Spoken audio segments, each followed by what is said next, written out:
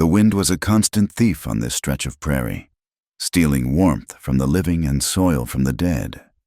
It swept across the plains in waves of grit and dust, scouring the land until it was raw and unforgiving, under a sky the color of faded denim. Luke Carver rode west, the setting sun at his back turning the dust devils into pillars of fire.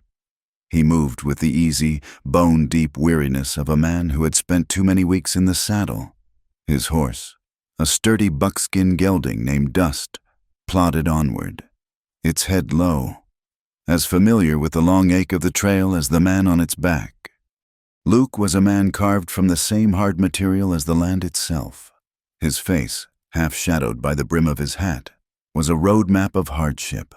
A web of scars pulled at the skin on his left cheek and temple, the pale, jagged lines a permanent testament to a fire that had tried, and failed, to consume him years ago. It gave his features a severe, lopsided cast that made folks uneasy. His eyes, a pale, washed-out blue, were quiet and watchful, missing nothing but revealing little. They were the eyes of a man who had learned that the world was best observed from a distance, a lesson paid for in blood and isolation. In the town of Redemption, they called him the Hermit Cowboy. Whispers followed him like his own shadow. They said he had killed a man down near the border, a story that had grown legs and run wild over the years, each telling adding a new layer of sin. Some said it was a fair fight over a card game. Others claimed he had shot the man in the back. No one knew the truth, and Luke offered no correction. He let the stories curdle in the town's imagination, understanding that a fearsome reputation was a kind of fence, keeping the world at a comfortable distance. He lived alone on the land his father had broken his back to claim, a spread that had once been prosperous but had since fallen into a state of managed decay. The house was a simple, sturdy structure of cottonwood logs, chinked with mud that was forever crumbling. The barn sagged in the middle like an old sway-backed horse, and the fences were a patchwork of new wire and weathered, leaning posts. Luke did just enough to keep it all from being swallowed by the prairie, but no more. It was a place to exist, not to live. His parents were buried on a small rise overlooking the creek, their wooden crosses leaning against the ceaseless wind. He was the last of the Carvers, a final, solitary stone in a family's crumbling foundation. As Luke guided Dust down Redemption's one dusty street, the town seemed to hold its breath. Conversations on the porch of the general store faltered. Mrs. Gable, sweeping the boardwalk in front of her husband's establishment, paused her work, her lips thinning into a line of disapproval. A pair of children playing with a hoop stopped and stared, their game forgotten, until their mother hurried from the dressmaker's shop and shooed them inside. Luke ignored them all. He was used to the silence, the averted gazes, the sudden interest in the sky or the dirt whenever he passed. He felt their judgment like the heat of the sun on his neck, a constant, oppressive weight. He dismounted in front of the livery, his movements economical and sure. He did not speak to the stable boy, merely handed him the reins and a coin, his expression unreadable beneath the scarred landscape of his face. Inside the saloon, a few cowhands and merchants watched him through the grimy window. "Carver's back," one of them muttered into his beer. "Looks meaner than ever," another replied, spitting a stream of tobacco juice toward a nearby spittoon. "Wonder what devilment he's been up to this time." An older man, a rancher named Silas Croft, who had known Luke's father, shook his head slowly. "The boy's just haunted, is all. Has been ever since that fire, and since the Prescott girl left him." The mention of the name hung in the air, thick with old gossip. Most of the younger men didn't know the full story, only the whispers of a rich rancher's daughter who had promised herself to Luke before the fire, and who had vanished from his life as soon as the bandages came off his face. The stories, like everything else about Luke Carver, were fragments of a life people felt entitled to judge, but had never bothered to understand. Luke, for his part, did nothing to enlighten them. His past was his own, a private hell he had no intention of sharing. At that very moment, Another kind of tragedy was rolling into redemption. This one carried on the back of a rickety, dust-caked buckboard wagon pulled by a single, exhausted mule. Clara Mae Thompson held the reins, her knuckles white, her gaze fixed on the unwelcoming collection of wooden buildings that represented her last, desperate hope. Beside her sat her eldest, Sarah, a girl of 9 whose eyes were too old for her face. In the back, nestled among their few meager possessions, a rolled-up mattress, a wooden crate of clothes, and a cast-iron skillet, were her 2 boys. Samuel, who was 7, watched the town approach with a silent, unnerving stillness, while 5-year-old Caleb had fallen into a fitful, hungry sleep, his small head resting on a bundle of worn blankets. They were a portrait of destitution. Clara's dress was faded to a uniform gray, patched at the elbows and frayed at the hem. The children's clothes were little more than rags, their bare feet caked in dust. 3 months ago, they had been a family. Poor, yes, but whole. Her husband, William, had been a good man, a strong man, who had gone to work in the silver mines to the west with dreams of building a better life for them. Instead, a collapsed timber shaft had built him a grave, leaving Clara with 3 hungry mouths to feed, a mountain of debt, and a heart hollowed out by grief. She had sold what little they had to make the journey here, to Redemption, a town where she had a distant cousin she had not seen in a decade. But when she arrived, she found the cousin had died of fever the previous winter. The town offered no welcome. She was a stranger, a burden, another widow in a land that produced them with brutal efficiency. For 2 days, she had sought work, anything to earn a few cents for bread. She offered to scrub floors, wash clothes, mend shirts. But the women of Redemption looked at her patched dress and her hungry children with a mixture of pity and suspicion. They had their own families to feed, their own struggles to endure. It was Mrs. Beatrice Sterling, the wife of the town's most prosperous merchant and the self-appointed head of the Ladies' Benevolence Committee, who finally summoned Clara to the church hall. The room was cool and smelled of lemon oil and piety. Mrs. Sterling sat behind a polished table, flanked by 2 other women, their faces set in masks of solemn charity. "Mrs. Thompson," Beatrice began, her voice smooth and condescending. "The good people of this town are concerned for your welfare, and, of course, for the welfare of your children." Clara stood before them, her hands clenched together to stop their trembling. "I am not looking for charity, ma'am, only work." A thin, cruel smile touched Mrs. Sterling's lips. "And we have found you a position, a most suitable arrangement. In fact, it is a true act of Christian kindness, one that will benefit 2 lost souls at once." She paused, savoring the moment. "There is a man, a Mr. Luke Carver, who lives alone on a ranch a few miles from town. He is a solitary sort, and his property is in a sad state of neglect. He is in need of a housekeeper, someone to cook his meals and keep his home in order. The committee has decided that you and your children shall go and live there. You will have a roof over your heads, and in return, you will provide him with your services." The air left Clara's lungs. She had heard the whispers about Luke Carver in her 2 days in town, the scarred man, the killer, the hermit who wanted nothing to do with anyone. The proposition was not an act of charity. It was a punishment, a spectacle. They were sending the town beggar to live with the town monster. The humiliation of it burned in her cheeks. "Ma'am, I could not impose on the man," she stammered, searching for an escape. "It is no imposition. It has been decided," Mrs. Sterling said, her voice turning to steel. "The arrangement will be beneficial for all concerned. It will teach Mr. Carver some humility, having to accept the church's charity, and it will provide for you." The unspoken words hung in the air. "It will be amusing to see how the proud, scarred outcast handles a penniless widow and her brood. It will serve them both right." Clara's pride screamed at her to refuse, to walk out of that church and take her chances on the open road.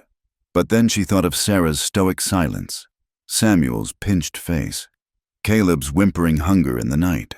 Her pride was a luxury she could no longer afford. as if sensing her hesitation. Sheriff Brody stepped into the room. He was a large man with a thick mustache and a gaze that was entirely devoid of sentiment. "Mrs. Thompson," he said, his voice flat. "Mrs. Sterling has explained the situation. Now, I cannot have you and your children starving on the streets of my town. It is not proper. The law is clear on the matter of vagrancy and orphan children. If you cannot provide for them, they will become wards of the state. The nearest orphanage is in Fort Worth. It is a long, hard journey, and they do not keep siblings together." The threat was as sharp and cold as a blade against her throat. The thought of her children being torn from her, sent away to a place of sterile, institutional misery, was more terrifying than any scarred man could ever be. The choice was not a choice at all. It was a sentence. "I understand," she whispered, the words tasting like ash in her mouth. "We will go to Mr. Carver's ranch, Mrs." Sterling beamed, a triumphant, venomous look in her eyes. "Excellent. We have provided you with a sack of flour and some salt pork. It is the Christian thing to do. Do not fail in your duties, Mrs. Thompson." And so Clara found herself on the desolate trail leading out of town, the cruel kindness of redemption at her back, and an unknown terror ahead. The path to the Carver Ranch was little more than 2 ruts in the dry earth, winding through sparse grasslands and stands of skeletal mesquite trees. With every turn of the wagon wheels, the world seemed to grow emptier, the silence deeper. "Mama, where are we going?" Sarah finally asked, her small voice tight with worry.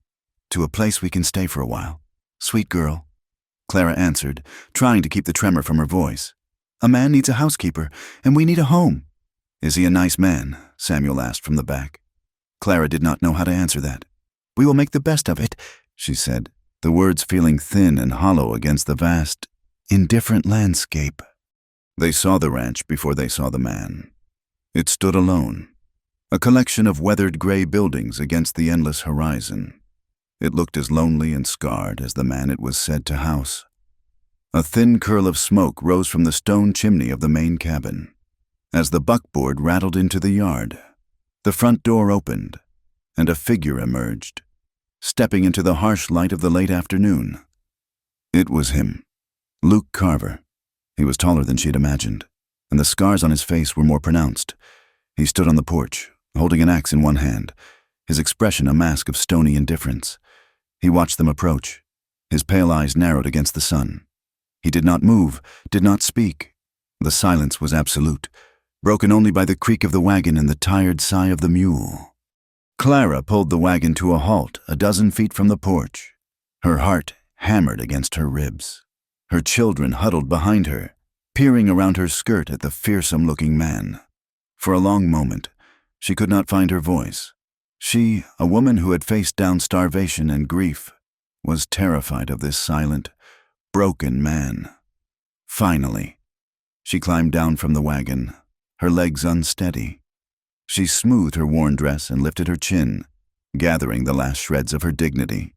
"Mr. Carver," she began, her voice clearer than she expected. "My name is Clara Thompson. These are my children, Sarah, Samuel, and Caleb." Luke's gaze flickered over the 3 small, frightened faces before returning to hers. He remained silent. "The ladies' committee in town," she continued, forcing the words out. "They said you were in need of a housekeeper.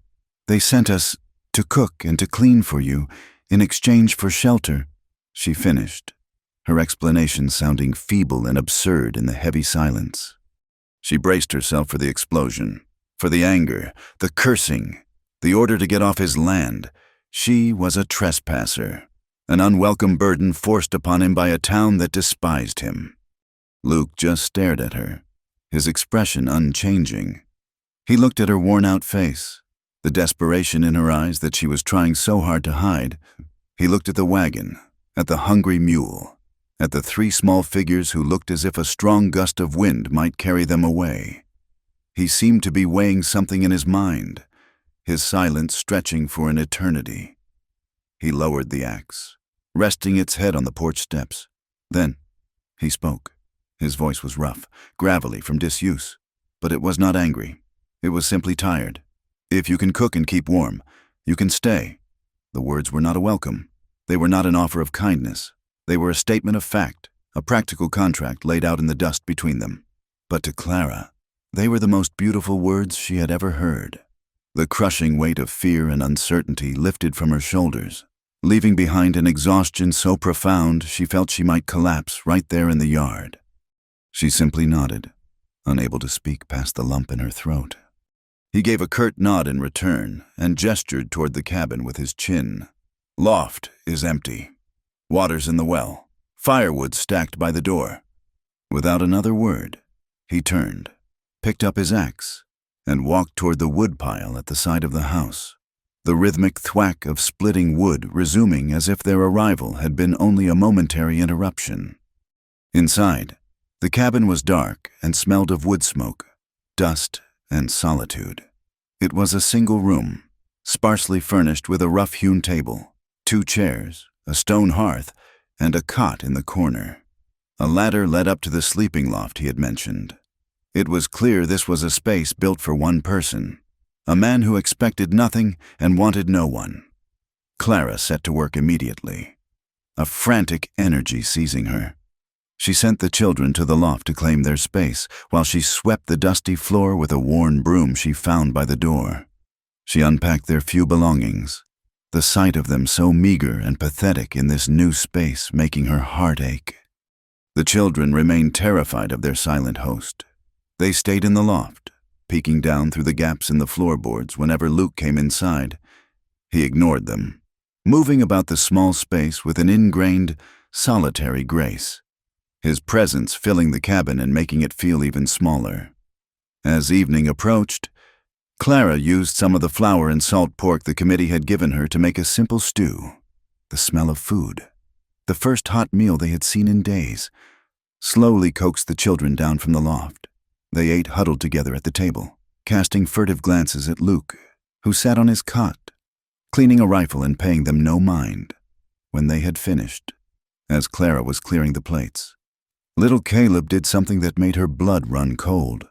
He clutched the single and bruised apple they had carried with them from their last stop, the one piece of fresh food they owned. He slid off his chair and, before Clara could stop him, walked timidly across the floor to where Luke sat. He stood before the scarred man, his small body trembling, and held out the apple in his grubby hand. "For you, sir," he whispered, his voice barely audible. Luke stopped his work. He slowly lowered the rifle and looked down at the boy, then at the offered apple. The cabin fell utterly silent. Clara held her breath, certain he would yell or shove the child away. But he did not. For a long, tense moment, he just looked at Caleb's earnest, frightened face. Then, very slowly, his large, calloused hand reached out and gently took the small piece of fruit. His fingers brushed the boy's, and Caleb flinched but did not pull away. Luke did not say thank you. He simply gave a slow, almost imperceptible nod. He turned and placed the apple carefully on the rough mantelpiece above the hearth, a strange, solitary offering in a house that had forgotten such things. Then he picked up his rifle and resumed his work as if nothing had happened. As darkness fell, a deep, unnerving cold settled over the prairie. The wind picked up, moaning around the corners of the cabin like a lost spirit. In the distance, the high, lonesome howl of a wolf pack sent a shiver down Clara's spine. She gathered her children onto a pallet of blankets she had made near the hearth, the dying embers of the fire casting long, dancing shadows on the walls. She lay with them, her arms wrapped around her boys, with Sarah pressed against her back, a small, warm line against the immense, cold darkness. She thought Luke had gone to his cot to sleep, but when she glanced toward the door, she saw it was slightly ajar. Peering through the crack, she could see him. He was not inside. He was sitting on the top step of the porch, a dark silhouette against the star-dusted velvet of the night sky. He was staring out into the vast, empty darkness, perfectly still. The wind whipped his hair and tugged at his collar, but he seemed not to notice. He was a man at home in the desolation, a part of the lonely landscape, As she watched, his shoulders slumped, and she saw his lips move. The wind carried the sound away, but she could just make out the ghost of a whisper. A name breathed into the uncaring night. Eleanor. The name meant nothing to her. A single, sorrowful word from a life she could not imagine. But hearing it, she understood that the silence of this scarred, solitary man was not empty. It was full of ghosts. Here, on this broken ranch at the edge of nowhere, she and her children had found shelter not with a monster, but with another haunted soul, and in the shared, crushing loneliness of the prairie night. That felt like the first fragile hint of solid ground. The days that followed settled into a rhythm of silence and labor. It was a life measured not in conversation, but in the rising and setting of the sun, in the chores started and finished. Clara rose in the blue-gray light before dawn, the chill of the cabin floor a sharp reminder of where she was. She would stir the embers in the hearth, add fresh wood, and put a kettle on to boil. Her movements quiet so as not to wake the children in the loft or the man on the cot in the corner. His name was Luke, but in her mind, he was still just the man. A formidable presence as constant and unreadable as the prairie sky. She worked with a desperate, unceasing energy, as if by sheer effort she could build a wall against the poverty and grief that had chased her here. She scrubbed the cabin until the floorboards were pale, and the single window pane showed the world without a film of grime. She mended the children's clothes until the patches had patches of their own. She discovered a small, fallow vegetable garden behind the house, choked with weeds, and attacked it with a rusty hoe, turning the hard, dry soil until her palms were raw. She was determined to earn their keep, to prove that she was not a charity case but a partner in this hard existence, even if the partnership was unspoken. Luke remained a figure in the middle distance. He was gone when she woke and often returned only after the sun had bled out across the horizon. He moved with a relentless purpose, his days spent mending the miles of wire fence that marked his property, tending to his small herd of lean, hardy cattle, and working the forge in the dilapidated barn until the ring of his hammer on steel was the only sound for miles. He was a man who spoke the language of work, and it was a language Clara understood. They rarely exchanged more than a handful of words a day. A quiet morning, as he took the cup of coffee she left for him on the porch railing. A gruff, "Stew's good," after a supper eaten in near silence. Yet, in the quiet, she began to notice things. She saw the way he watched her children when he thought no one was looking, his gaze lingering on them as they played their simple games in the yard. One afternoon, Samuel wandered too close to the steep, eroded bank of the creek, and before Clara could even call out, Luke was there, a silent shadow intercepting the boy and gently steering him back toward the cabin without a word. Another time, he left a freshly repaired handle for her water bucket on the porch steps. The wood sanded smooth to prevent splinters. These were small, mute acts of consideration, stones dropped into the deep well of their silence. The children, too, were slowly adapting. The terror they first felt toward the scarred man was giving way to a cautious curiosity. Caleb, emboldened by the memory of his apple offering, would sometimes give Luke a small, shy wave, which Luke would acknowledge with a slow blink of his pale eyes.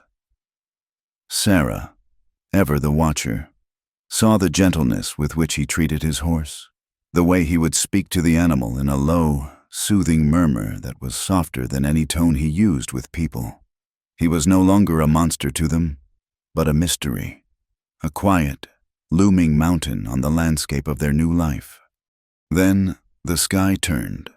For 2 days, a heavy, oppressive stillness had settled over the land. The air grew thick and yellow, tasting of dust. On the third afternoon, the horizon to the north darkened to the color of a deep bruise. A low, menacing rumble vibrated through the soles of their feet. Luke, who had been reshoeing his horse, stopped his work, his head tilted as he listened to the air, "Get the children inside," he said, his voice flat and urgent. "And bar the door!" The storm hit not with a gradual build-up, but like a physical blow. The wind shrieked, a raw, primal scream that seemed intent on tearing the cabin from its very foundations. Rain came down in blinding, horizontal sheets, drumming against the roof with the force of 1,000 fists. Thunder cracked directly overhead, a deafening explosion that made the very air tremble, and lightning bleached the world white for a heart-stopping second, revealing a maelstrom of driving water and bent, thrashing trees. Inside, Clara huddled with her children by the hearth, the fire a small, flickering bastion against the chaos. And then came the drip. A single, dark spot appeared on the wooden floor of the loft, followed by another and another. A leak. Clara scrambled up the ladder, pushing the children's mattress aside as a steady trickle of cold rainwater began to snake its way across the boards. She grabbed every spare bucket and pan she could find, the pathetic plink-plunk of the water a dismal chorus against the roar of the storm.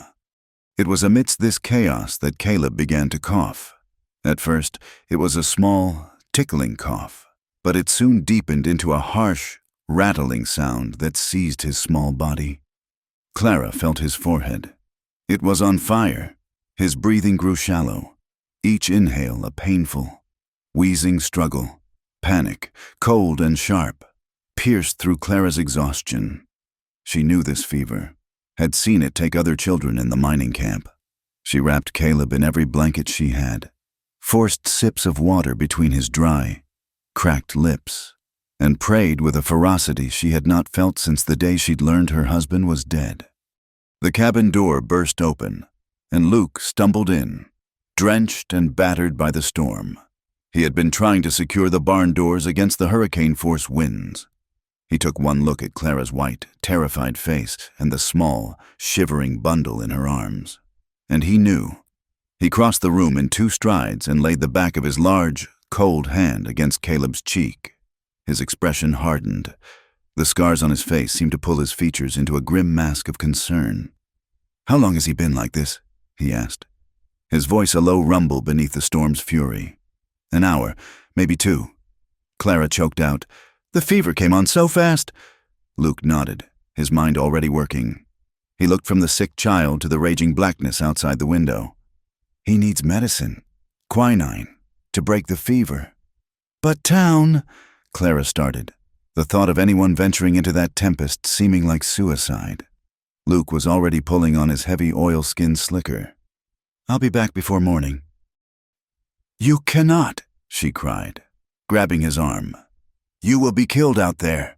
He gently removed her hand, his gaze steady and unwavering. "The boy will die if I do not."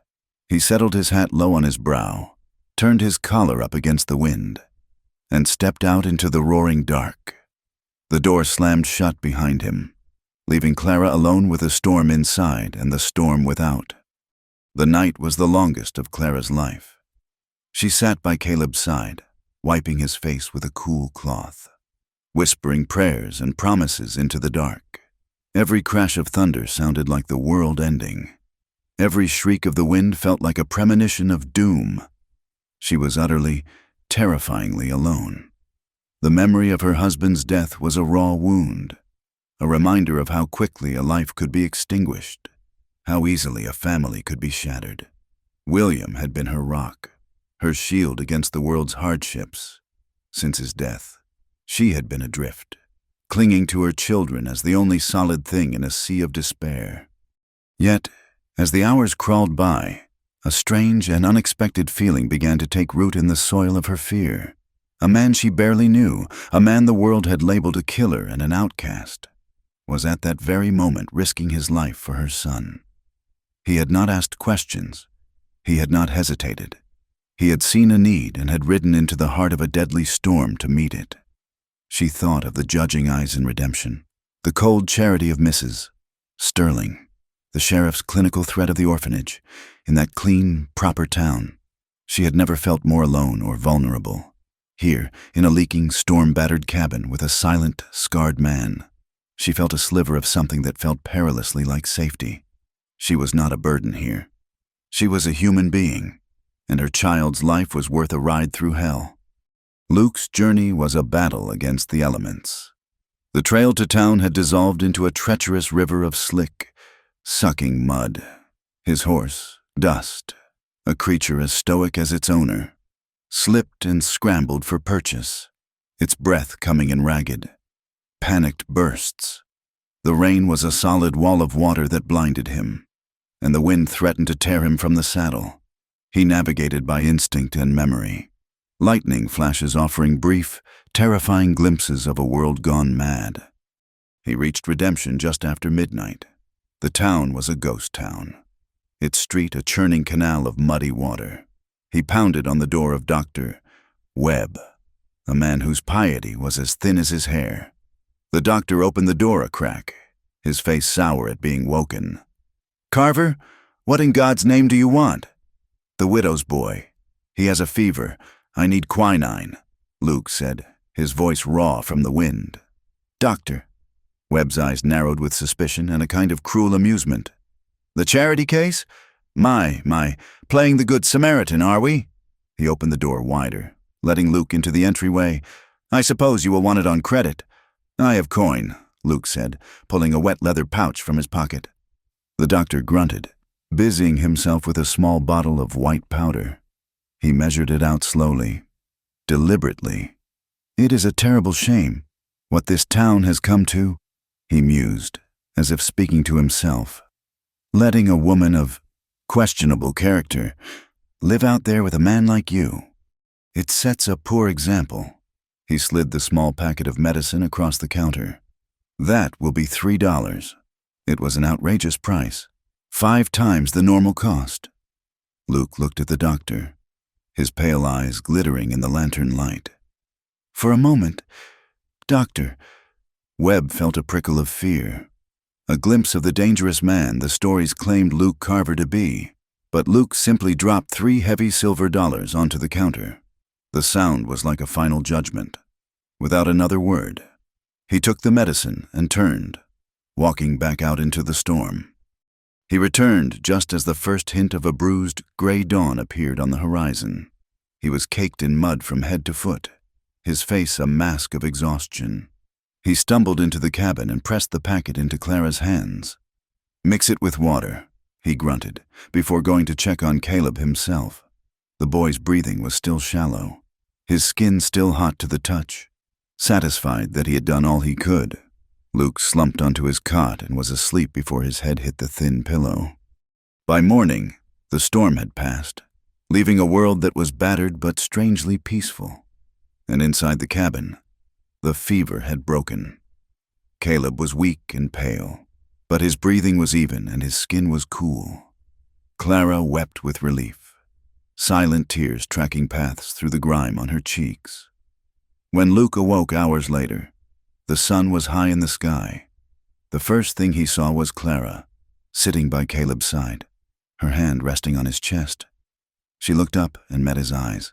The gratitude she felt was too immense for words, but the storm's fury had left its mark not just on them, but on the ranch itself. When they stepped outside, the devastation was clear. The creek had overflowed its banks, and debris was scattered across the yard. The worst of it was the barn. A massive gust of wind had ripped a section of the roof clean off, and the weight of the rain had caused one of the main support beams to splinter and crack. The entire structure was leaning at a precarious angle, threatening to collapse. Luke stared at the ruin, his jaw tight. It was another blow in a lifetime of them. Without a word, he retrieved his axe and a pry bar and set to work, pulling at the wreckage, his movements stiff with exhaustion but driven by an unbending will.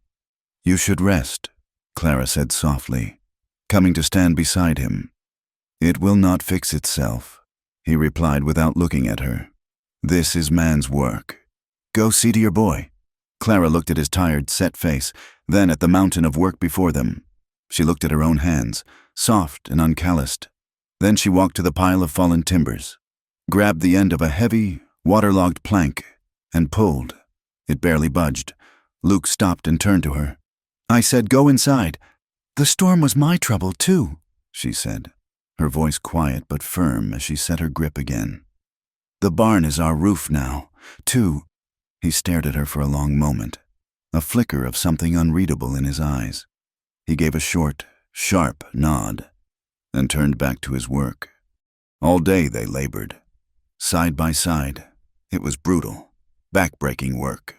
Clara's muscles screamed in protest, and her hands were quickly rubbed raw, the skin tearing and blistering. She grimly wrapped them in strips of cloth torn from her apron, and kept working.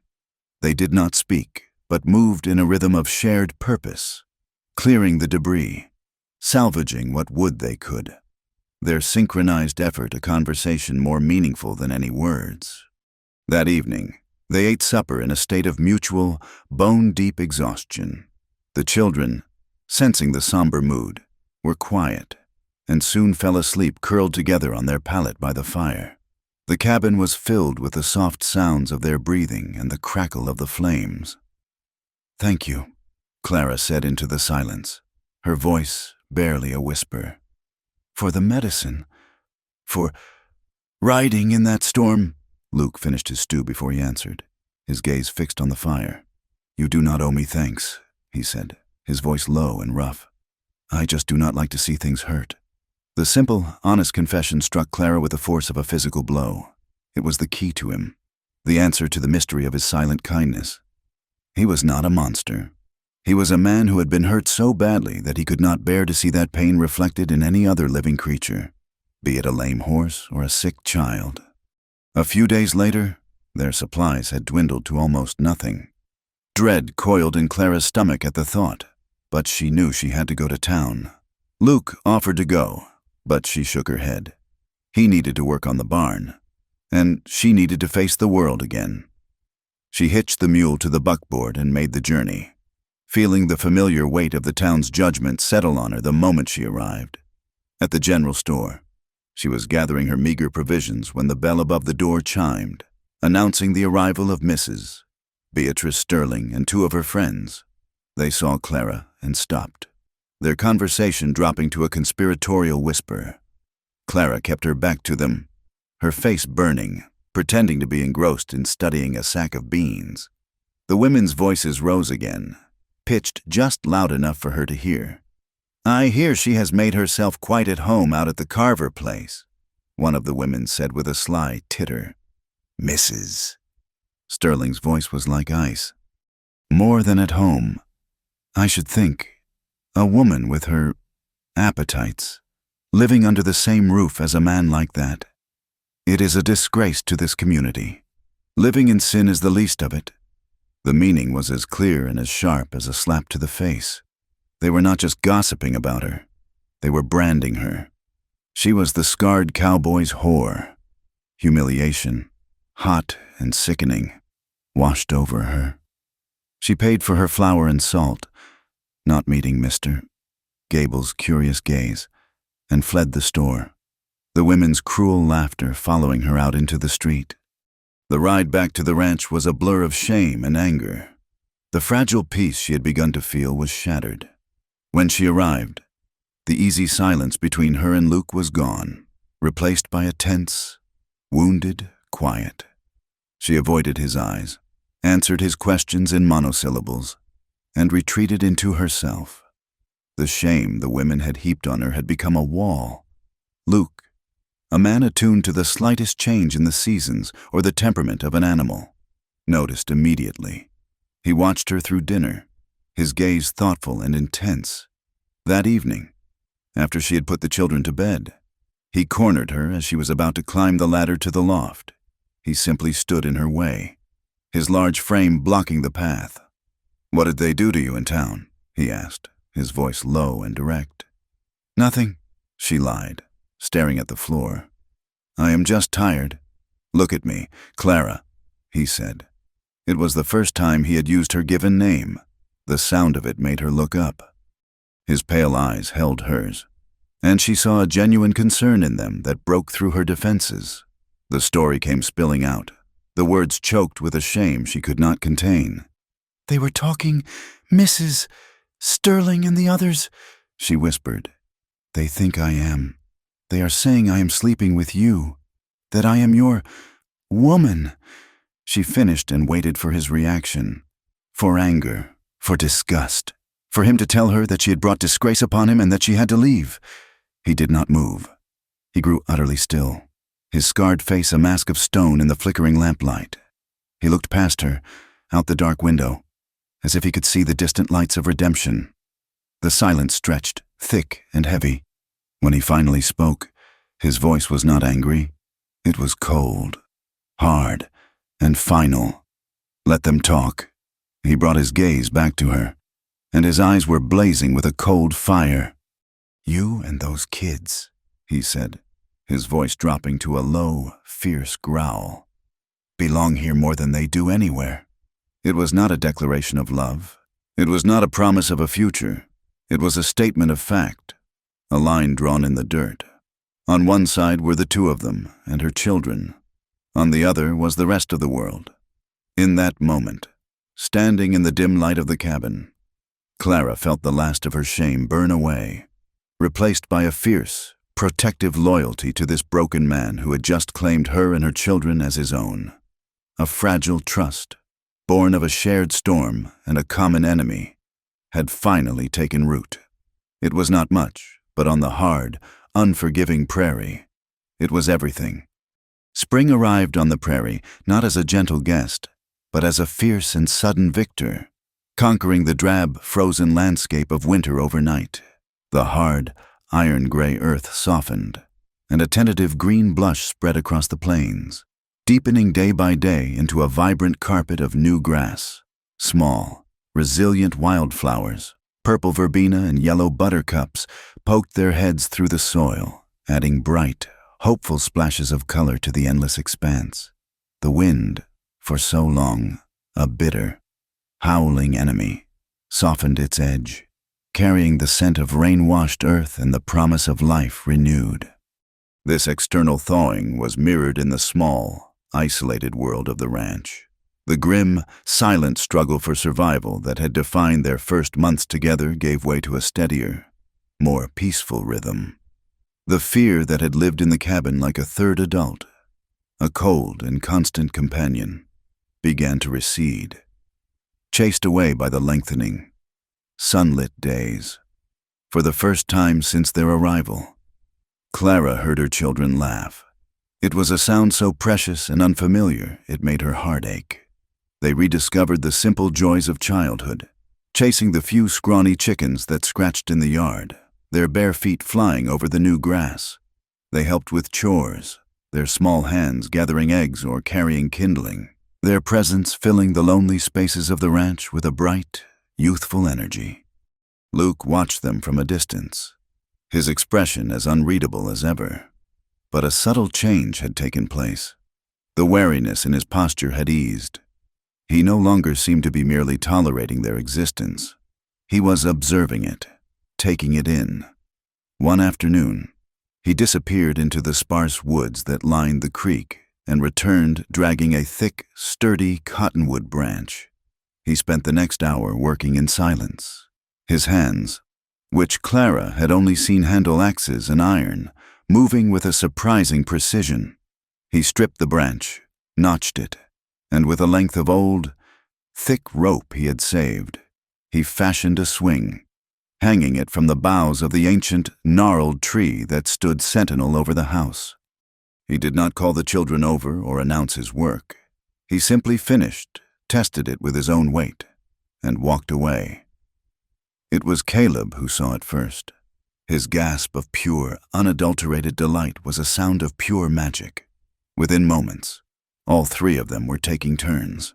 Sarah pushing Samuel, Samuel pushing Caleb, their laughter pealing through the quiet afternoon air, their small bodies soaring toward the vast blue sky.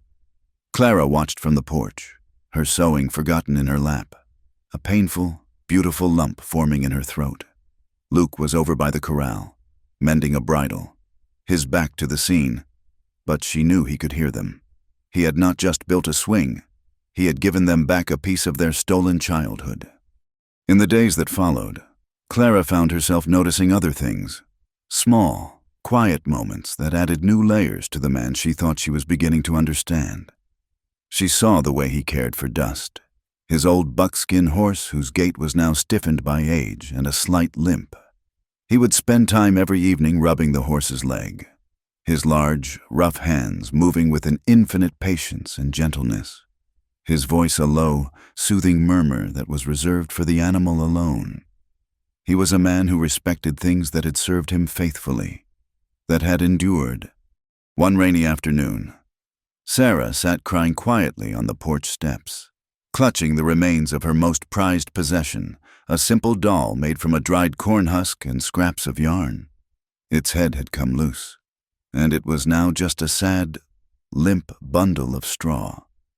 Later that day, after Sarah had given it up for lost, Clara saw Luke pick up the broken toy.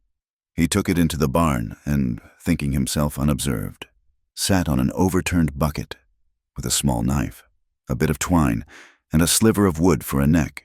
He painstakingly repaired the doll. He did not try to make it new. He simply made it whole again. The next morning, the mended doll was sitting on the porch railing, waiting for Sarah to find it. The girl's gasp of joy was followed by a long, searching look toward the barn where Luke was already at work. He did not look back, but Clara saw the slight dip of his head, an almost imperceptible acknowledgement. His past remained a locked room, a place she did not dare to ask to enter. But one afternoon, while clearing out a disused corner of the barn, she found a small, dust-covered wooden box tucked away on a high shelf. It was finely made, the wood dark and smooth, clearly the work of a skilled hand. She hesitated, feeling like a trespasser, but an undeniable curiosity compelled her to open it. Inside, nestled on a bed of faded velvet, was a single, pressed white rose, its petals as delicate and brittle as ancient paper, and a small, folded piece of sheet music, the title barely legible, Eleanor's Waltz. She was still holding the box when Luke entered the barn. He stopped short when he saw what was in her hands. A shadow passed over his face, a shudder coming down over his expressive eyes. Clara's heart sank. She had crossed a line. "I'm sorry," she said quickly, placing the box back on the shelf. "I was cleaning. I should not have—" "It is all right," he said, his voice quiet. He walked over and took the box down, his calloused thumb tracing the edge. He stared into it for a long moment, lost in a memory she could not see. "I made the box," he said, his gaze still fixed on the contents. "A long time ago." Clara waited, sensing that for the first time, a door was being unlocked. "Her name was Eleanor," he said, the name she had heard him whisper into the night. "Eleanor Prescott. Her father owned the big ranch over the ridge. She liked to dance." He gently touched the brittle rose. "She gave me this the night I asked her to marry me." He fell silent again, and Clara could piece together the rest of the story from the whispers she had heard in town.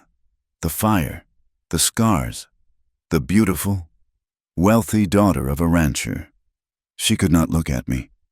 "After," he said, his voice flat, devoid of any self-pity. It was a simple statement of a fact that had cleaved his life in two. Her father sent her back east, to Boston. She married a banker. He closed the lid of the box with a soft, final click. "Some things, once they are broken, cannot be fixed." He put the box back on the shelf, his movements deliberate, placing a piece of his past back into the shadows. He did not speak of it again, but Clara now understood. His solitude was not a choice born of bitterness, but a fortress built to protect a wound that had never truly healed. That same evening, in the smoky confines of the Redemption Saloon, that fortress was under assault. A group of ranch hands from the Prescott spread, now run by Eleanor's older brother, were drinking heavily, their laughter loud and coarse. Their ringleader was a brutish, swaggering man named Jed Stone, a man who nursed a particular resentment for Luke Carver, rooted in old rivalries and jealousy over Eleanor. "Heard Carver's got himself a pet widow out on that dust pile he calls a ranch." Jed sneered into his whiskey, his voice carrying across the room. "And a whole litter of pups to go with her." His companions laughed. "Wonder what he's paying her with." Another man chimed in. "Cannot be with his looks." The jokes grew fouler, the laughter crueler. They painted lurid pictures of Clara's desperation and Luke's monstrosity, their words poisoning the air. A young deputy, Ben Miller, fresh from a bigger town and still clinging to a belief in basic decency, stood at the bar. He shifted uncomfortably, his conscience warring with his reluctance to confront a group of drunk and belligerent men. "That is enough, Jed," Miller said, his voice not carrying the authority he had hoped for. "Leave them be." Jed Stone turned slowly, a mocking grin spreading across his face. "Well, look here. The boy deputy wants to defend the honor of the hermit's whore." He took a step toward Miller, puffing out his chest. "You got an interest in her, boy? Maybe after Carver's done with her, you can have a turn." The deputy's face flushed red, but he was outmatched and he knew it. He said nothing more, retreating into a humiliated silence.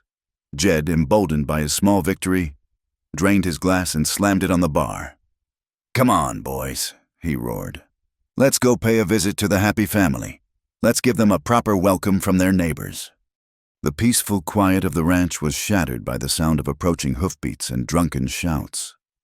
Clara, who had just put the children to bed, felt a surge of cold fear.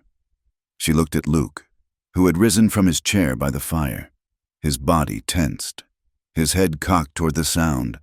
"Stay inside, and keep the children quiet," he commanded, his voice low and hard. He stepped out onto the porch, letting the screen door swing shut behind him. He did not take his rifle. He stood there, unarmed, his feet planted, as 5 riders galloped into the yard, circling the cabin like vultures. Jed Stone reined his horse to a halt just beyond the porch light. "Evening, Carver," he yelled, his words slurred. "We just came by to see how you and your little lady are getting on. Must be cozy in there." Luke said nothing. He just stood there, a pillar of silence, his scarred face impassive in the moonlight. His stillness seemed to infuriate them more than any angry words could have. "What is the matter, Carver? Cat got your tongue?" another rider taunted. "Or is your new woman keeping you too tired to talk?" The insults grew uglier, more personal, directed at Clara, questioning her morals, her character, her desperation. Inside, Clara huddled with her children in the loft, her hands over their ears, her body trembling with a mixture of fear and rage. She could hear every vile word. They were defiling her home, the one place she had begun to feel safe. Then, Jed Stone leaned over in his saddle, and with a drunken laugh, he hurled the empty whiskey bottle he was holding. It flew through the air in a glittering arc and smashed through the cabin's front window, showering the floor with glittering shards of glass. The sound of the shattering window broke something inside Clara. The fear vanished, replaced by a cold, protective fury. This was her home. Those were her children. And that man on the porch was the one person in the world who had offered them sanctuary. Before she was even aware of her own actions, she was moving. She scrambled down the ladder, grabbed the heavy shotgun Luke kept mounted over the hearth, and checked that it was loaded. The cabin door swung open again, and she stepped out onto the porch to stand beside Luke. The gun was heavy in her hands, but she held it steady.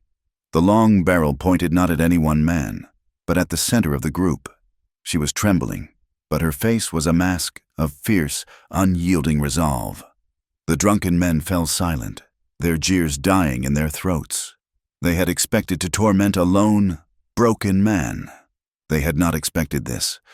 The sight of the two of them, the scarred man standing like a rock and the widow standing beside him like a wraith with a shotgun, seemed to drain the sport out of their cruel game.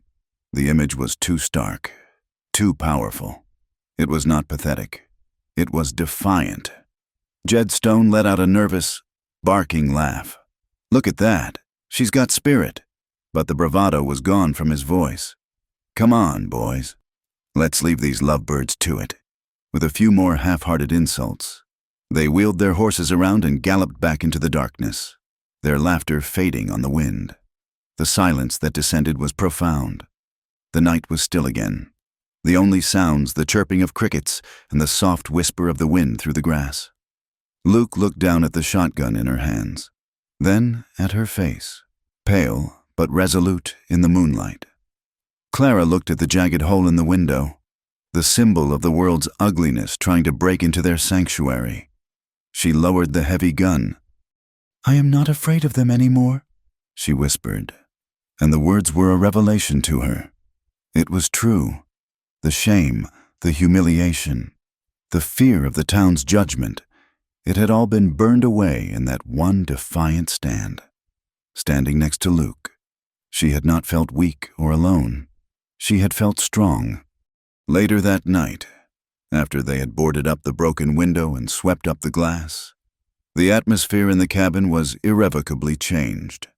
The silence that fell between them was no longer one of distance or caution. It was a silence charged with everything that had just passed between them.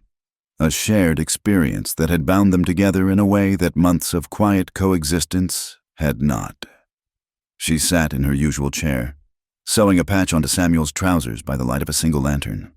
Luke sat across the small table from her, sharpening one of his knives on a whetstone, the rhythmic scrape of steel on stone a soothing, steady sound. She looked up, and he was watching her. Their eyes met across the flickering light, and for a long, breathless moment, the world seemed to stop. It was not a look of passion. Not yet. It was something deeper, more elemental. It was a look of profound and absolute recognition. In his eyes, she did not see a scarred outcast, but a man of quiet strength and hidden kindness. And she knew that in her eyes. He was no longer seeing a charity case or a widow to be pitied, but an equal. A woman who would stand beside him with a shotgun in her hands to defend their home. They were two broken pieces of humanity who, against all odds, had found a way to fit together, to form a whole. The moment was broken by a small, frightened cry from the loft. Caleb, woken by a bad dream. Before Clara could even put down her sewing, Luke had risen. He moved to the ladder with a quiet grace that always surprised her in a man his size, and climbed into the darkness of the loft. She could hear the soft murmur of his voice, the same low, comforting tone he used with his horse, and the child's cries slowly subsided. A few moments later, he reappeared, descending the ladder with Caleb, fast asleep, cradled in his arms.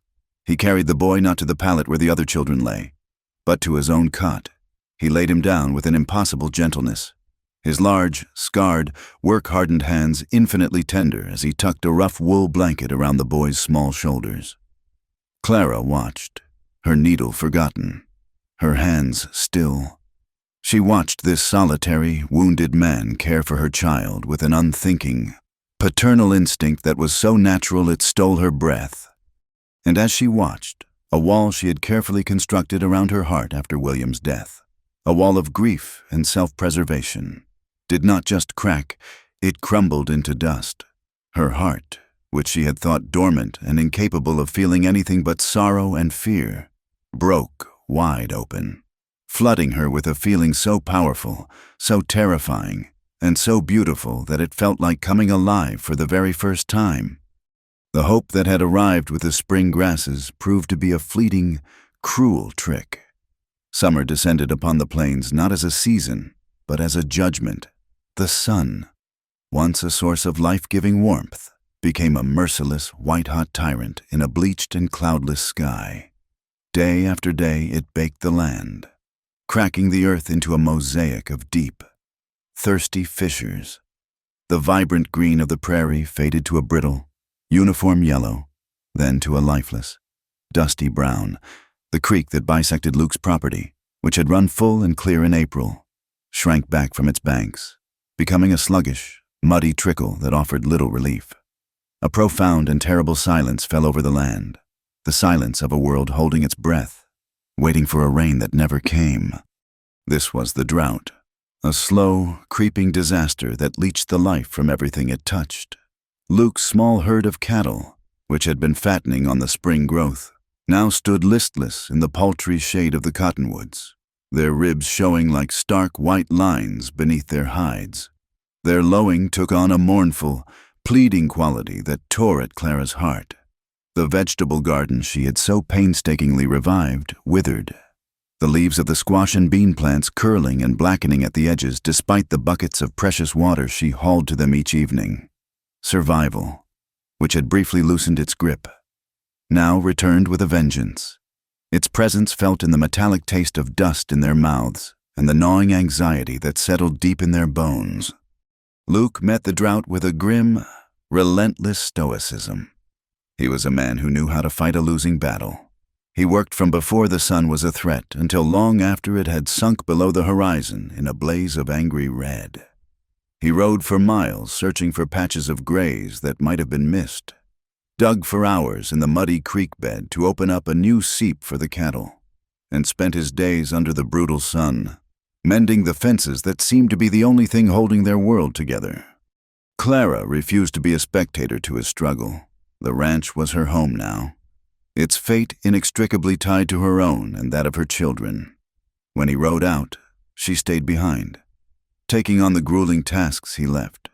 She hauled endless buckets of water from the well, the level dropping lower each day, the rope biting into her palms. She took his axe to the dead, dry mesquite, chopping it for firewood, the jarring impact of the blows traveling up her arms until her shoulders ached with a fire of their own. Her hands, which had only just begun to soften, were soon a raw, blistered mess. One afternoon, as she was helping him stretch a new line of wire, he stopped and took her hands in his, turning them over to inspect the broken, bleeding blisters. His touch was light, but his expression was dark with concern. "This is no work for you," he said, his voice rough. "Go inside. Clara, stay with the children, out of this sun." She pulled her hands back, not out of shame, but out of defiance. "And what should I do in there?" she asked, her gaze steady. "Watch you work yourself into the grave? Watch the cattle starve? This is my fight, too. Luke." He looked at her, at the stubborn set of her jaw, the dust caked on her sweat-streaked face, and the fierce loyalty burning in her eyes. He saw not a fragile widow, but a partner, a fighter as unyielding as himself. He gave a single, sharp nod, and handed her back the fence stretcher. They did not speak of it again. From that day on, the labor was simply theirs to share, an unspoken pact sealed in sweat and dust. The shared hardship, instead of driving them apart, forged a new and dangerous intimacy between them. The long, silent days were punctuated by small moments that drew them closer. A shared drink from the same tin dipper at the well, his eyes meeting hers over the rim, an acknowledgement of their common thirst, their common struggle. A rare, brief smile exchanged across a fence line when a clumsy calf kicked up its heels and bucked for no reason. A tiny spark of humor in the grim reality of their lives. One evening, utterly exhausted, they sat on the porch steps, too tired to speak, and simply watched the heat lightning flicker silently on the far horizon, sharing the vast, lonely beauty of the prairie night. The unspoken tension between them grew, a living thing in the superheated air. It was in the way his gaze would linger on her as she hung laundry, the way her breath would catch when his arm brushed against hers as they worked on the barn. The physical space between them seemed to shrink, charged with a magnetic pull that was both terrifying and exhilarating. The walls they had both built, he out of old pain and she out of fresh grief, were beginning to crumble, and neither of them knew what they would find in the rubble. One sweltering evening, as the sun began its slow descent, Clara sat on the porch, mending a shirt. The children were playing nearby, their games more subdued in the oppressive heat. Luke was at the edge of the yard, working to replace a cracked spoke on the buckboard wheel, his bare back and shoulders gleaming with sweat, the muscles moving with a fluid power that was mesmerizing to watch. He was patient and focused, a man completely at home in his own skin, in his own world.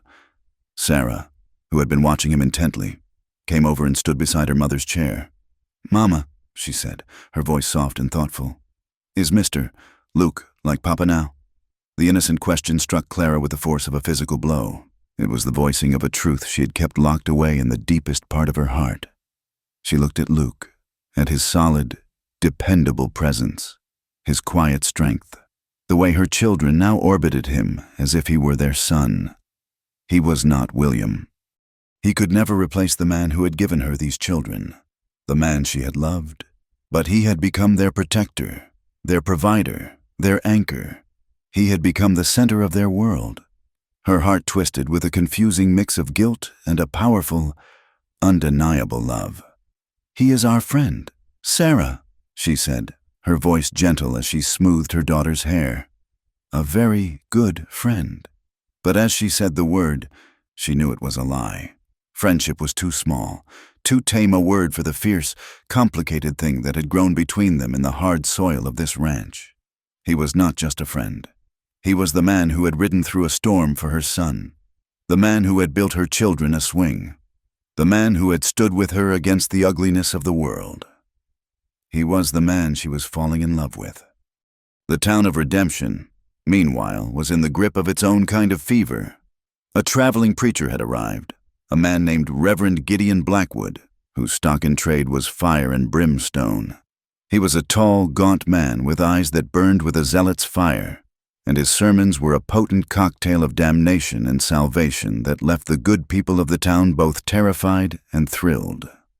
He spoke of sin not as a human failing, but as a contagion that must be purged, lest it bring God's wrath down upon the entire community. It did not take long for his righteous gaze to fall upon the situation at the Carver Ranch. The gossip, which had simmered down to a low murmur, was reignited by the preacher's sermons, fanned into a raging fire. Mrs. Sterling and her circle felt divinely vindicated. Their petty malice was now cloaked in the grand robes of moral righteousness. Clara was no longer just a fallen woman. She was a Jezebel, a temptress living in sin. Luke was no longer a tragic hermit. He was a godless sinner, consorting with wickedness. Luke heard the talk when the need for grain for his horse forced him to make the trip to town. He felt the change immediately. The stares were no longer just curious or fearful. They were hostile, filled with a new, sanctimonious judgment. As he loaded his sacks, he overheard two men talking by the mercantile.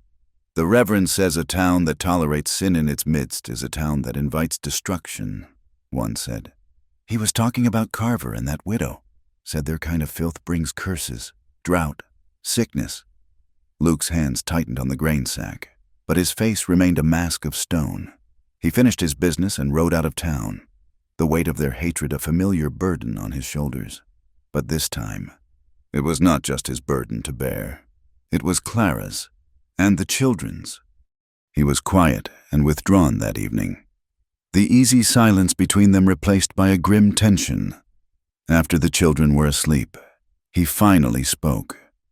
He stood by the cold hearth, his back to her, his shoulders a rigid line of strain. "I was in town today," he said, his voice flat. "There is a preacher there. He is stirring up trouble." He turned to face her, his eyes dark with a pain that looked old and deep. "They are blaming the drought on us. Clara, on you. They are saying you are a woman of sin, and that our presence here is a curse on the land." Clara felt a chill run down her spine. Despite the heat of the night, Luke took a deep breath, and the words he spoke next came out clipped and hard, as if each one was a stone he had to force from his throat. "There is a good horse in the barn, a mare, gentle but strong. The buckboard is sound. I will pack it with whatever supplies we have. You can take the children and go. Go north. Find a bigger town where no one knows you. You can start again. Give them a decent life. Protect your name." She stared at him, her heart breaking. He was offering her the ultimate sacrifice.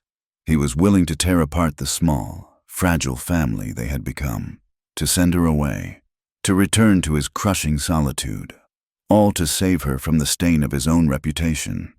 He was trying to protect her by doing the very thing that had broken him years ago, letting someone he cared for go away. She rose from her chair and crossed the small space between them. She stood before him, so close she could see the pain etched in the lines around his eyes. "And you?" she asked softly. "What would you do?" "I would stay," he said, his gaze dropping to the floor. "This is my place." She reached out and laid a hand on his arm. He flinched at her touch, but did not pull away. "My place is here, too," she said, her voice ringing with a strength she had not known she possessed. She waited until he lifted his eyes to meet hers. "They cannot shame me anymore.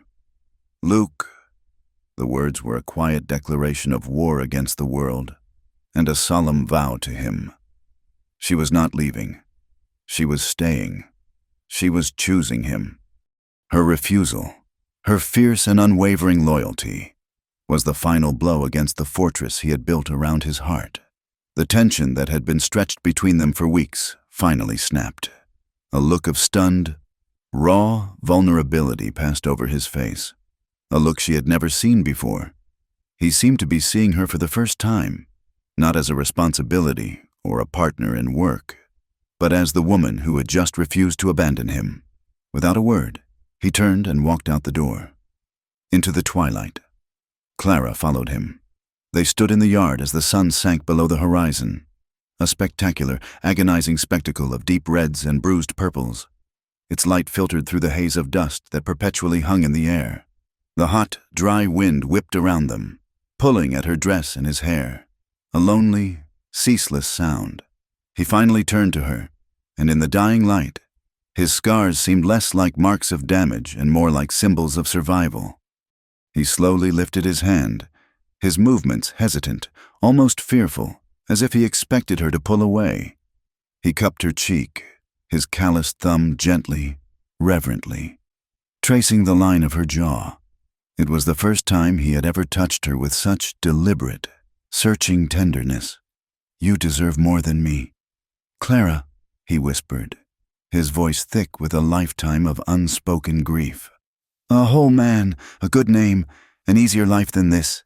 She leaned into his touch, a silent surrender, her own hand rising to cover his, pressing it more firmly against her skin. Tears she had not realized she was holding back welled in her eyes. "I do not need a whole man," she whispered back, her voice trembling. "I just need someone who stays." It was the simplest truth, the deepest desire of her soul. A husband taken by the earth, a world that had cast her out. All she had ever wanted was a place to stand, an anchor in the storm. His carefully constructed control finally shattered. A raw, ragged sound, half groan, half sob, broke from his chest. He pulled her to him, his arms wrapping around her, holding her with a desperate, crushing strength, as if he was afraid she might blow away like the dust. She buried her face in his chest, her arms circling his waist, clinging to him. It was not a gentle embrace.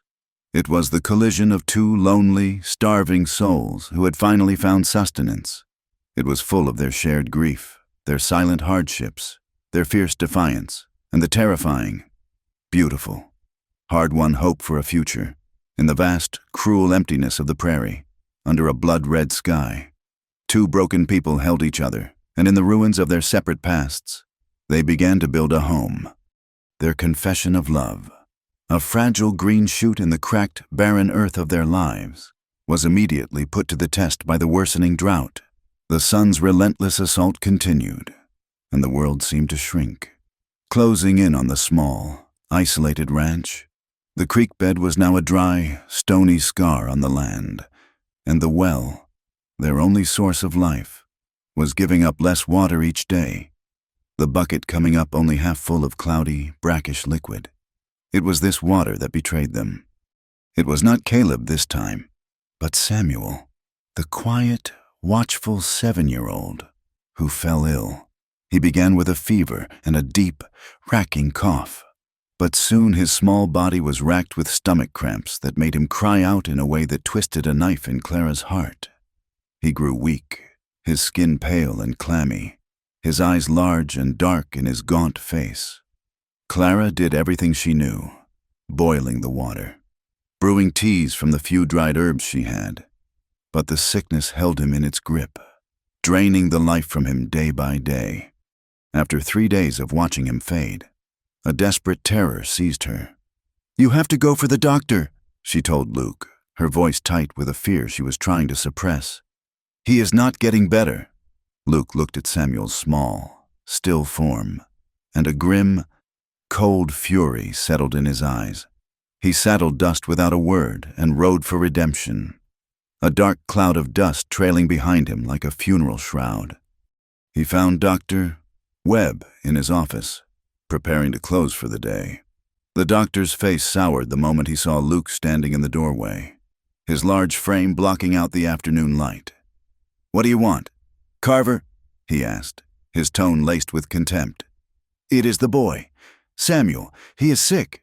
A fever, and his stomach." Luke's voice was low, controlled.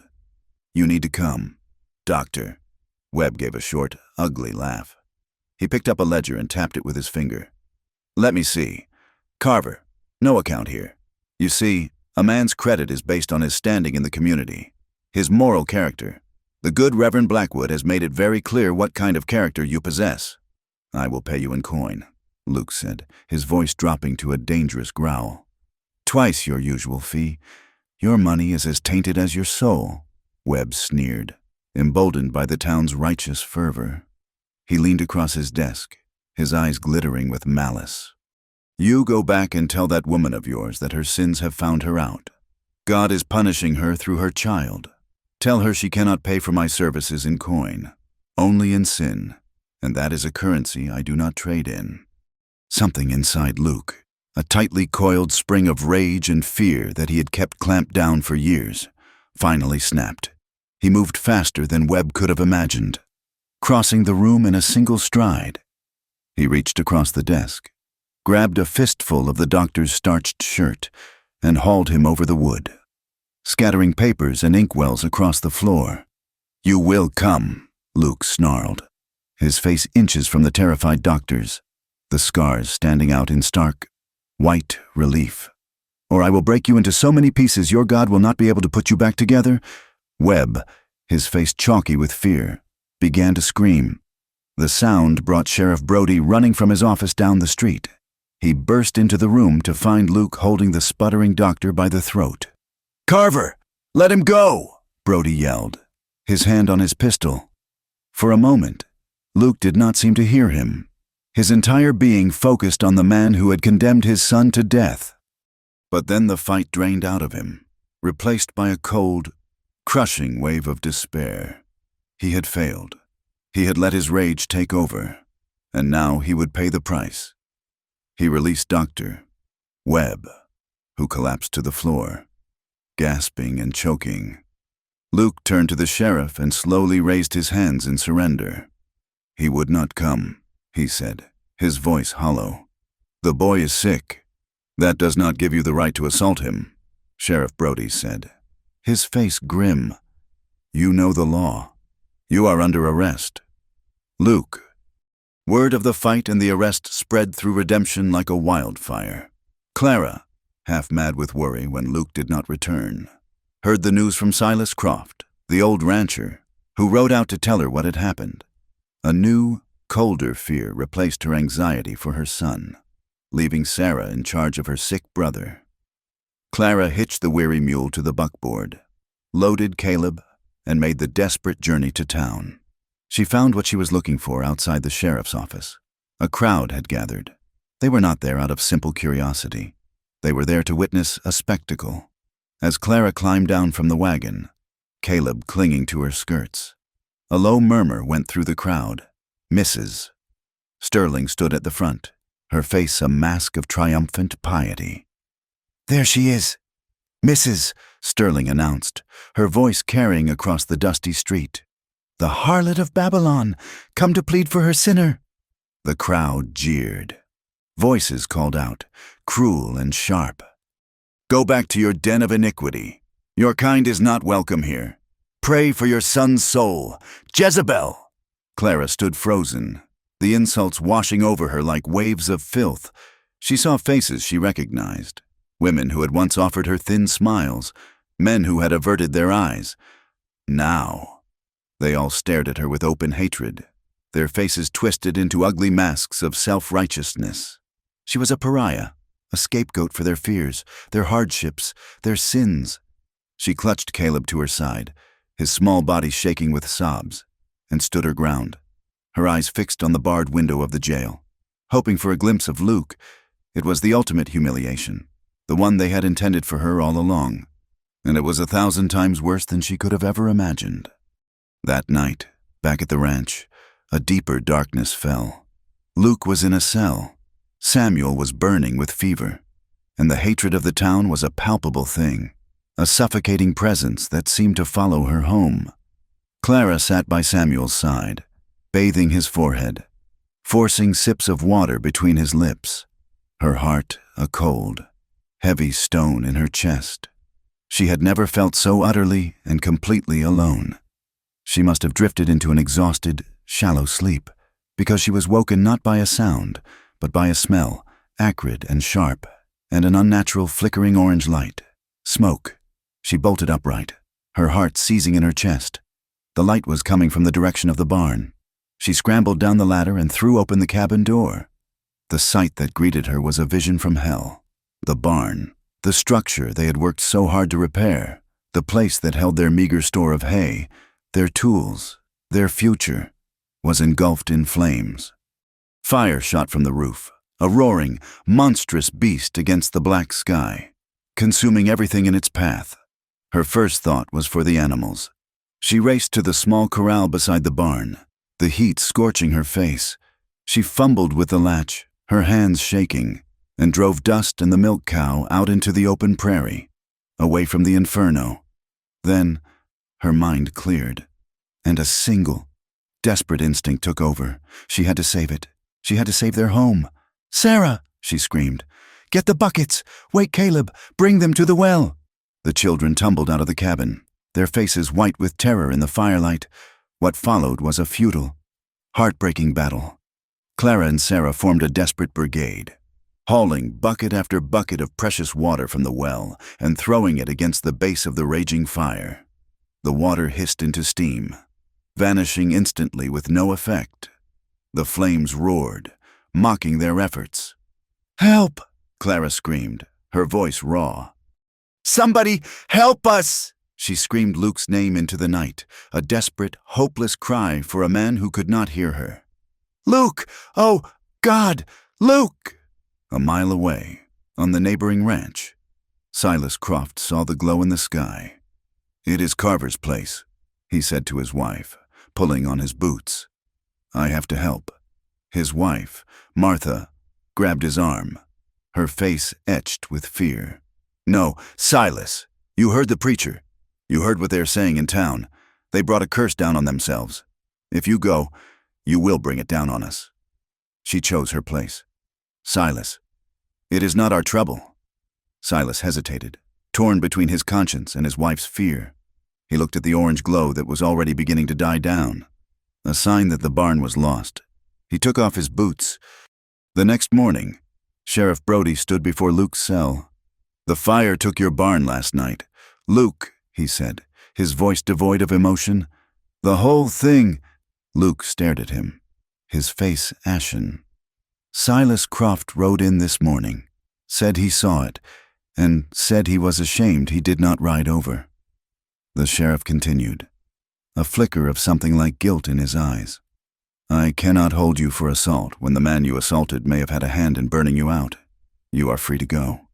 Luke did not wait. He ran to the livery, threw a saddle on Dust, and rode out of town like a man possessed, his mind filled with terrifying images of what he might find. He spurred the horse on, his heart pounding with a dread worse than anything he had ever known. He saw the smoke first, a gray plume against the pale morning sky. As he crested the final rise, he saw the devastation. The barn was gone. In its place was a blackened, smoldering ruin, a skeletal frame of charred timbers reaching up to the sky like accusing fingers, and huddled nearby, on a blanket spread on the dusty ground, were Clara and the children. They were covered in soot, their faces streaked with tears, their eyes wide and vacant with shock. He slid from the saddle before the horse had even stopped, his legs unsteady. He walked through the ashes of his past, the ashes of his labor, his gaze fixed on the only thing in the world that mattered. He fell to his knees in front of them, the last of his strength leaving him. He could not speak. He simply opened his arms, and the children scrambled into them. burying their faces in his chest. He held them tight, his body trembling, as he looked at Clara over their heads. Seeing him, seeing the utter devastation on his face, the final thread of Clara's own strength snapped. All the terror, the humiliation, the grief, and the exhaustion of the past 24 hours came pouring out in a flood of gut-wrenching sobs. "It is all gone! Luke!" she cried, her voice breaking. "They took you, and Samuel is so sick, and the barn, everything we worked for, everything is lost." He looked at her, his love, his partner, his family, broken and weeping amidst the ashes. He looked at the ruins of the barn, at the hostile, empty prairie, at the town that wanted them gone. And in that moment of absolute devastation, a profound and unshakable clarity settled over him. The fire had burned away everything but the truth. He gently pushed the children back so he could look at them. Then he looked at Clara, his pale eyes burning with a new, fierce light. "No," he said, his voice low and raspy, but filled with an iron resolve she had never heard before. He reached out and cupped her face, his thumb wiping a smudge of soot from her cheek. "We are not lost. They did not take you. They did not take these children." He pulled her closer, his gaze unwavering. "We will start again. We will build it back, right here, as long as I have you. Clara, nothing is lost." He paused, his voice dropping to a near whisper, a sacred vow spoken amidst the ruins. "I will not lose you." In the days that followed, they sifted through the ashes, salvaging what they could, a few scorched tools, a set of iron hinges, a blackened anvil. Samuel's fever broke, his small body beginning the slow, arduous process of healing, as if drawing strength from his parents' new, unshakable purpose. The work of rebuilding was a monumental, almost impossible task. They had nothing but their bare hands and the unbending will to endure. They were weaker than they had ever been, with fewer resources and a harder road ahead.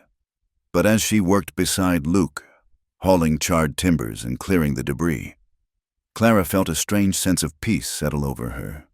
She looked at her children, playing quietly in the shadow of the cabin, at the man working silently and tirelessly at her side, his presence a solid, comforting weight. And she finally realized the profound, paradoxical truth of their situation. The town's final, most cruel act of humiliation, the act that was meant to destroy them, to scatter them to the winds, had failed. The fire had not been their end. It had been their beginning. It had burned away the house and the barn, but it had revealed the foundations of their home. It had forged them, in the crucible of its heat and the town's hatred, into something unbreakable. It had made them a family. The end of the drought came not with a whisper, but with a roar. After months of a brazen, empty sky, a wall of dark, bruised clouds amassed on the western horizon, a cool wind, the first they had felt in an age, swept across the plains, carrying the heavy, electric scent of ozone and damp earth. That evening, the heavens opened. Rain fell, not in a gentle shower, but in a torrential, cleansing downpour. It hammered on the roof of the cabin, streamed in silver sheets from the eaves, and turned the dusty, cracked yard into a sea of rich, dark mud. Clara and Luke stood on the porch, side by side, and simply watched it fall. They did not speak. There were no words for the profound, bone-deep relief that washed over them. The children, who had come to see the sun as a relentless enemy, ran out into the deluge, their face turned up to the sky, their mouths open to catch the clean, sweet drops. They stomped in the newly formed puddles, their shrieks of pure, unadulterated joy a hymn to the rain's arrival. For the first time in a very long time, the world did not feel like something to be endured, but something to be celebrated. The rain fell all through the night and into the next day, a steady, soaking rhythm that seemed to be washing away not just the dust, but the pain, the fear, and the ashes of the past. In the weeks that followed, the land began to heal. A miracle of green returned to the prairie. the new grass pushing up through the mud, covering the scars of the fire and the drought. The creek began to run again, its cheerful gurgle a constant, reassuring presence. Life, tenacious and stubborn, was returning. And so it was with the ranch. The skeletal frame of the new barn, which had stood as a stark monument to their loss, was slowly fleshed out, with salvaged timber and new wood purchased with the money from selling 2 of their best cattle. They raised the walls and laid the roof. It was smaller than the one that had been lost, and it bore the marks of its creator's inexpert hands. But it was sturdy, and it was theirs. Every nail driven, every board placed, was an act of defiance, a declaration that they would not be broken. The rhythm of their life found a new harmony. The work was still hard, the days still long, but the grim desperation was gone, replaced by a shared, hopeful purpose. They moved together in a seamless, unspoken partnership. He would work the fields or tend the fences, and she would manage the home, the garden, now thriving in the damp earth, and the children. But their roles were fluid. She would often join him in the fields, and he would sit on the porch in the evenings, carving a new toy for Caleb or helping Samuel with a stubborn knot. Their love, confessed in a moment of desperation, now settled into the comfortable, steady cadence of daily life. It was in the way she would bring him a dipper of cool water without him asking, the way he would leave a cluster of wild prairie roses on the table for her in the morning. The town of Redemption watched from a distance, its collective conscience stirring uneasily. Riders passing on the main trail no longer saw a desolate ruin inhabited by outcasts, but a working ranch. They saw the frame of the new barn, the mended fences, the small herd of cattle grazing on the new grass. Most unsettling of all, they heard the sound of children's laughter carrying on the wind, the family they had condemned. The sinners they had expected God to strike down were not just surviving, they were thriving. The sight of their resilience was a quiet, constant rebuke to the town's cruel judgment on their rare, necessary trips into town for supplies. Luke and Clara noticed the change. The open hostility was gone, replaced by a confused, grudging silence. The stares were still there, but now they held a measure of awe. The whispers had not vanished, but their venom had been diluted with a dawning sense of shame. The first crack in the wall of the town's hatred came from the most unexpected of sources. One morning, as Clara stepped out onto the porch, she found a large wicker basket sitting by the door. There was no note. Inside, nestled in a clean linen cloth, was a still warm loaf of bread, a jar of glistening peach preserves, a dozen fresh eggs, and a bundle of carrots from a well-tended garden. She stood for a long moment, staring at the offering, her heart pounding with a confused mixture of suspicion and hope. It was a peace offering, an apology, but from whom? She received her answer a few days later in town. As she was leaving the mercantile, she saw the preacher's wife, Abigail Blackwood, hurrying down the boardwalk. The woman was a pale, bird-like creature who lived in the formidable shadow of her husband's fiery sermons. As they passed, Mrs. Blackwood's eyes, full of a deep, sorrowful guilt, met Clara's. The woman gave a slight, almost imperceptible nod, her lips trembling, before she scurried away, as if frightened of what she had done. In that fleeting glance, Clara understood everything. It was an act of private penance, a single soul trying to mend a wound that her husband's righteousness had helped to create. It was not forgiveness, not yet, but it was a beginning. That autumn, as the cottonwoods along the creek turned a brilliant, shimmering gold, Luke and Clara decided to marry. There was no grand proposal, no formal discussion. It was a simple, unspoken understanding that had grown between them, the next logical step in the life they were building. They needed no license from the state, no blessing from a church that had condemned them. Their union was a matter for them, for their children, and for the vast, open sky that had witnessed their struggles and their love. They chose a spot in the middle of the open prairie, on a small rise that overlooked the ranch. The sky above was a brilliant, cloudless blue, and a gentle breeze whispered through the tall, golden grass. Their only witnesses were their children, scrubbed clean and dressed in their best mended clothes.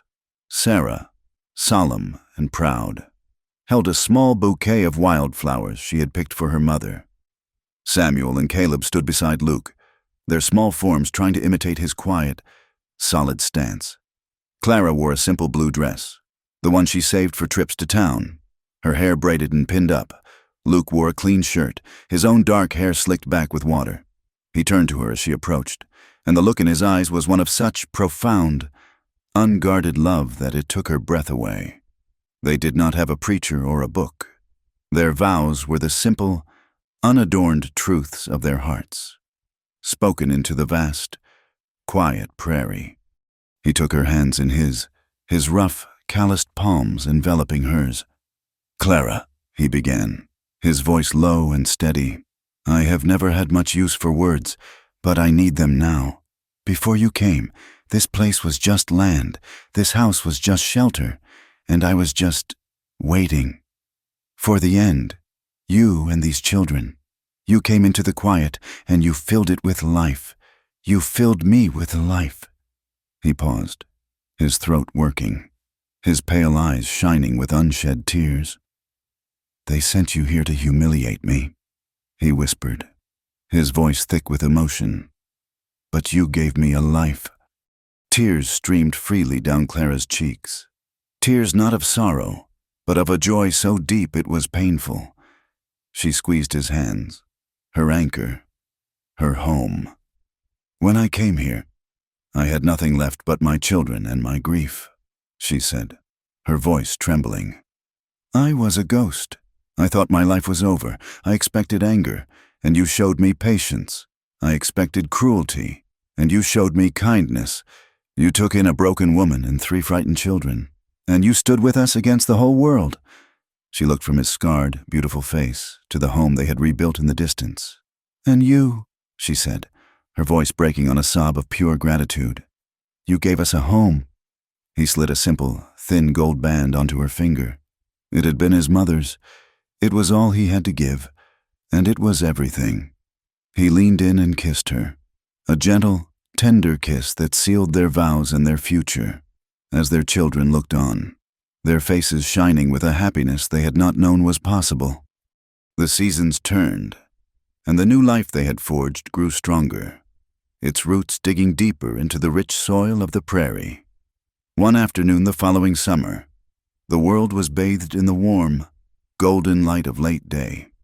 The ranch was a picture of serene, hard-won peace. The barn stood whole and weathered. The cattle grazed contentedly in the tall, waving grass, and the house, their small, sturdy fortress, was filled with the scent of baking bread. Clara sat on the porch in a rocking chair, a bowl of peas in her lap, her fingers moving in the familiar, rhythmic motion of shelling. She watched her world with a heart that was full to bursting. In the distance, Luke was mending a section of fence, the steady, rhythmic tap of his hammer a comforting, domestic sound. His work was never done. He was a guardian, a protector, forever shoring up the borders of their sanctuary. And in the field between them, Caleb, her youngest, her little boy who had offered a bruised apple to a fearsome stranger, ran barefoot and shrieking with laughter through the tall grass, his arms outstretched as if to embrace the whole, wide world. The world beyond their fences remained a harsh and often judgmental place. The whispers in redemption had not vanished entirely, and the scars on their hearts and on his face were a permanent reminder of the cruelty they had endured. But within the borders of this small piece of land, they had cultivated something strong and beautiful. Love, they had learned, was not a fragile thing to be sheltered from the wind. It was a force as resilient as the prairie grass, capable of taking root in the hardest ground and thriving against all odds. As the sun began to dip low, painting the sky in shades of orange and rose, Luke finished his work. He put away his tools and walked toward the house, his long shadow stretching out before him. He came up the porch steps and sat on the railing beside her, taking a pea from her bowl and popping it into his mouth.